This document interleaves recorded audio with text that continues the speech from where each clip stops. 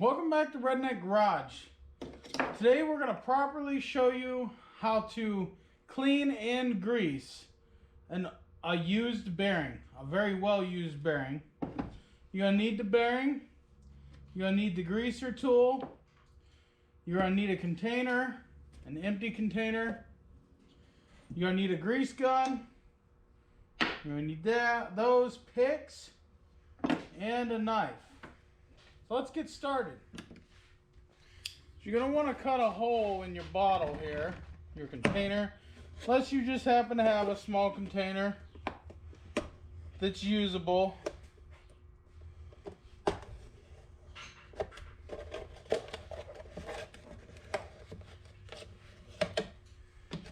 little bit of oil that's in there, don't matter. You're going to want to put your bearing down in there. Well, you're going to want to take your pick and pick out your rubber seal. Just be careful with it. You don't want to break it. Now these seals are very easy to get out. You just push your tool up under that lip. It does not damage the lip. Don't let anybody tell you this is the wrong way. It does not damage that lip. However, it can damage that lip. You just want to get your tool on that side of the lip, put it under, and pop out. And it'll come right out. You'll be using this lip here to pop it out. So we're going to set that aside, set it upside down. You see how dirty and gunky it is? The reason why we're taking this out is because we want to get all this gunk out of here. So, you're going to grab your spray. We're going to start spraying this gunk out of here.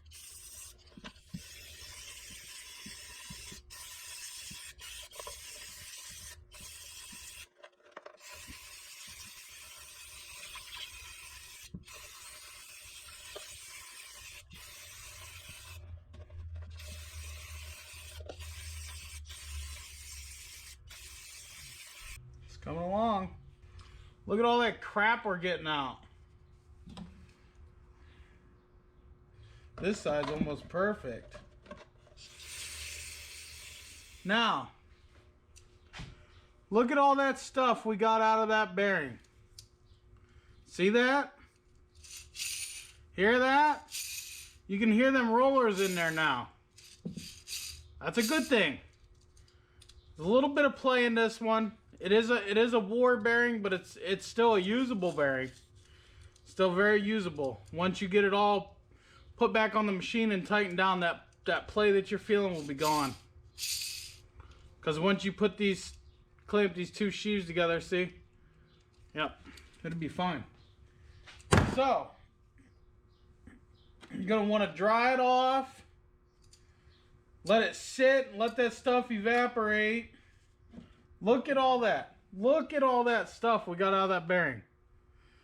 Ain't that gross? All that dirt. Look at all that dirt that was in that bearing. Look, that's all dirt. See that? All that stuff was in there.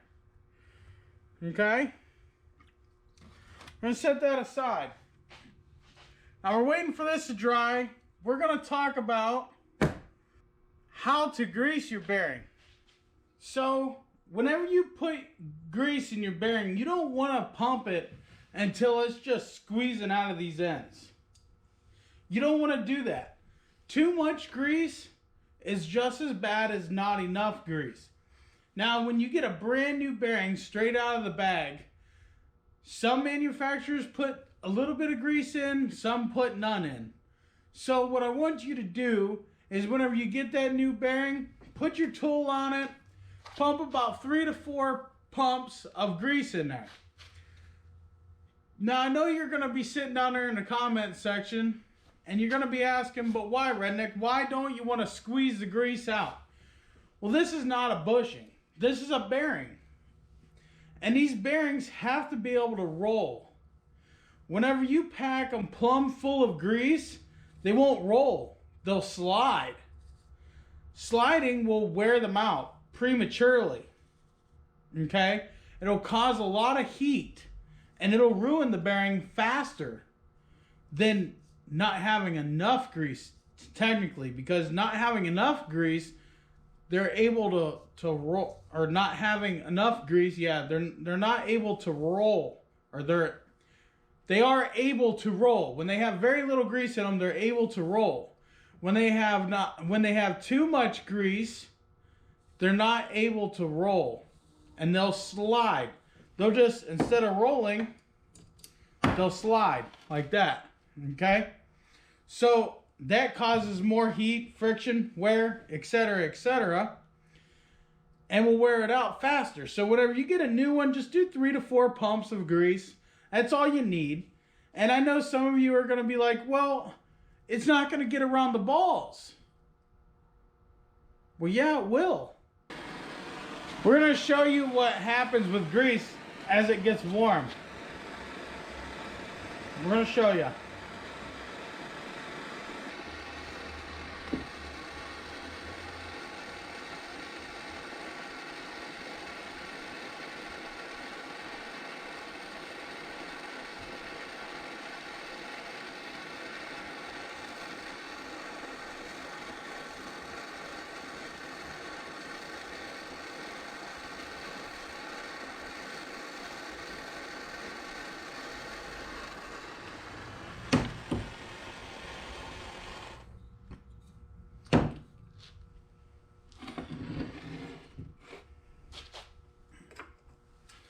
So when grease gets warm, granted, we put a lot of fire up under its ass and made her get warm pretty darn fast. But when grease gets warm inside a bearing, and believe me or not, bearings get pretty toasty. When grease gets warm, it starts to run, turns into a liquid state. And it gets all up and around those balls and puts a thin coating, grease oil film, the anti-wear film, all over the inside of that bearing. So whenever you do too much grease, it causes a lot of friction, which causes a lot of heat. And yeah, it will kind of start seeping and running out of the bearing. And whenever your grease starts seeping and running out of the bearing, you know you have a problem.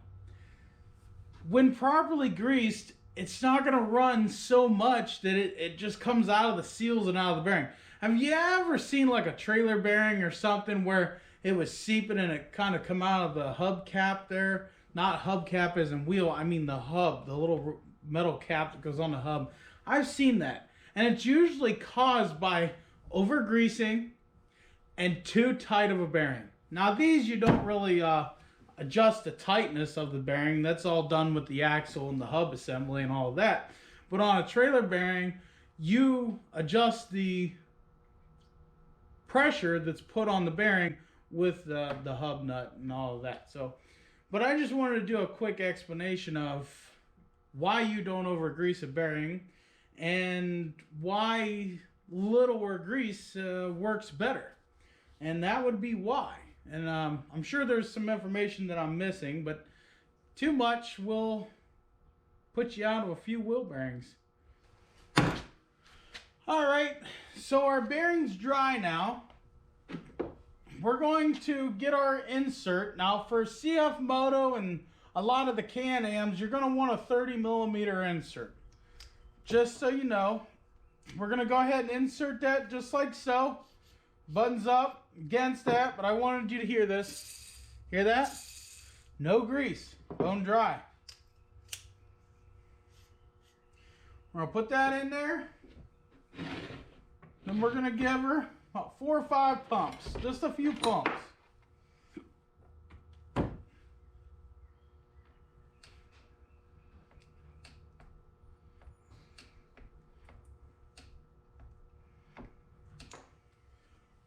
Okay, so this one took about 6 pumps till you just start to see it come up on the other side. It probably took 6 pumps because it was so dry, because I cleaned it pretty good. But get that all worked in there, get all that grease in there. Got all that grease, that new grease worked in there.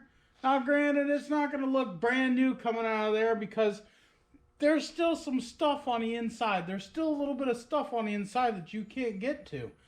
But we could have took more time and cleaned it a lot more and a lot better. But this is just a junk bearing that we had laying around, and I wanted to go over how to do it. Now, this bearing could still be used. There's really nothing wrong with it. Yeah, it's a little dirty, so yeah, it's probably going to prematurely wear just a tad. But it's still usable. So this bearing, we could essentially take it and put the rubber seal back on it the correct way.